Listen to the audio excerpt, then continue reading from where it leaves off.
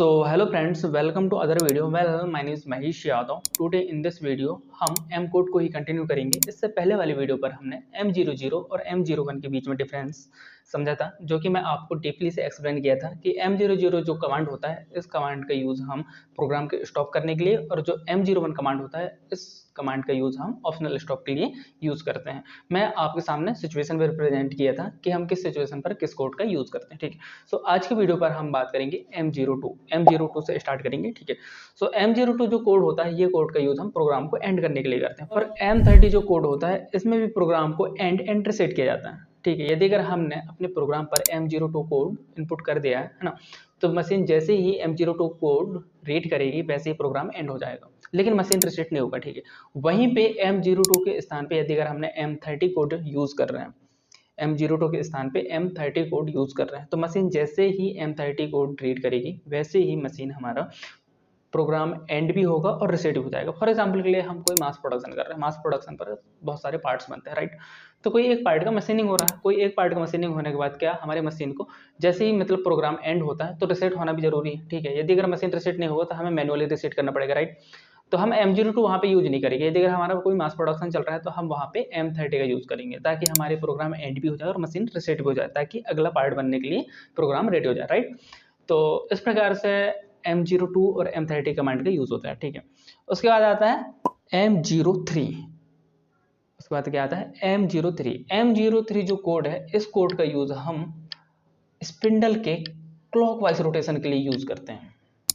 Spindle के clockwise rotation के लिए।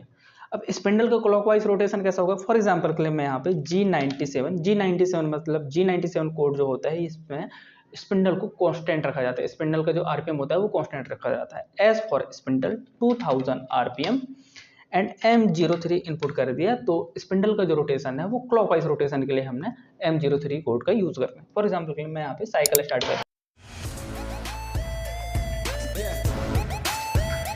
वहीं पर मैंने यहाँ पे M04 कर दिया। M04 ये जो कोड होता है, इस कोड का यूज हम स्पिंडल के काउंटर क्लॉकवाइज रोटेशन के लिए यूज करते हैं। फॉर एग्जांपल के लिए मैं यहाँ पे G97 कांस्टेंट आरपीएम रखना है, as for spindle 3000 and M04 input कर दिया। M04, तो जैसे ही M04 इनपुट कर दिया, अब हमारी जो स्पिंडल है वो कैसा रोटेट होगा? वो काउंटर क्लॉकवाइज रोटेट होगा। तो यहाँ पे मैं कर दिया साइकिल स्टार्ट, ये देखिए।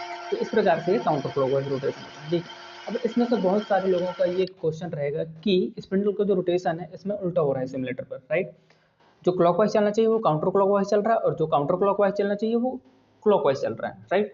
तो मैं आपको बता दूं कि जो एक मशीन का मैन्युफैक्चरर होता है, वो मशीन का मैन्युफैक्चरर क्या करता है, हमेशा स्पिंडल का जो रोटेशन होता है वो हमेशा पीछे साइड से देखता है, पीछे साइड से देखता है। तो फॉर एग्जाम्पल के लिए मैं यहाँ पे M03 कर दिया और मैं यहाँ पे साइकिल स्टार्ट कर दिया, राइट। तो ये यदि अगर हम सामने से देखें तो ये काउंटर क्लॉकवाइज घूम रहा है, राइट।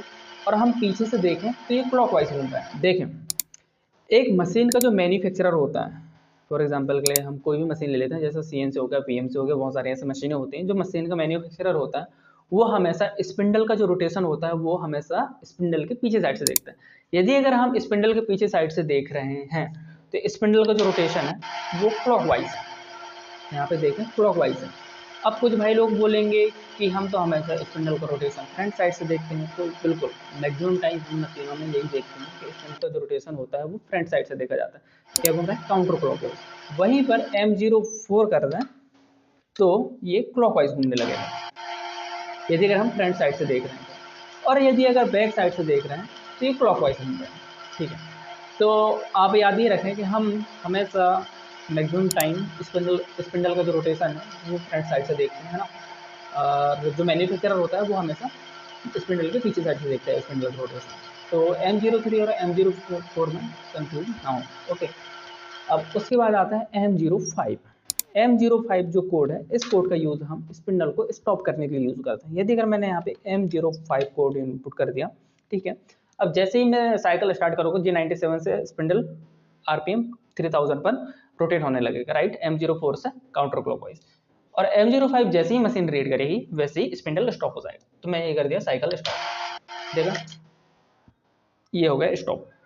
अब यहाँ पे मैं M05 नहीं लगाता, ठीक है। अब यहाँ पे मैं साइकिल स्टार्ट कर दिया, अब जब तक कि मैं इसे बंद नहीं करूँगा तब तक ये घूमता रहेगा, और वहीं पर मैंने M05 कर दिया तो ऑटोमेटिक M05 मशीन रीड करेगी और स्टॉप हो जाएगी। तो इस प्रकार से कोड होते हैं। जब हम कोड इनपुट करते हैं तो मशीन के अंदर ऐसा मूवमेंट देखने को मिलता है, राइट। अब आगे हम कंटिन्यू करेंगे अगली वीडियो पर। सो आज के लिए इतना ही, मिलते हैं अगली वीडियो पर। यदि अगर आपको मेरी वीडियो पसंद आया हो तो आप अपने दोस्तों के पास ज़्यादा से ज़्यादा शेयर करें, मेरे चैनल को जरूर सब्सक्राइब कर लें, ठीक है, क्योंकि हम जल्द ही CNC VMC प्रोग्रामिंग के ट्यूटोरियल इस चैनल पर मैं आपके लिए लेकर आ रहा हूँ। चाहे वो सीमेंस कंट्रोलर के लिए हो, फानुक के लिए हो, मित्सुबिशी के लिए हो, कोई भी कंट्रोलर के लिए हो, ठीक है। सो आज के लिए इतना ही, मिलते हैं अगली वीडियो पर, तब तक के लिए थैंक यू।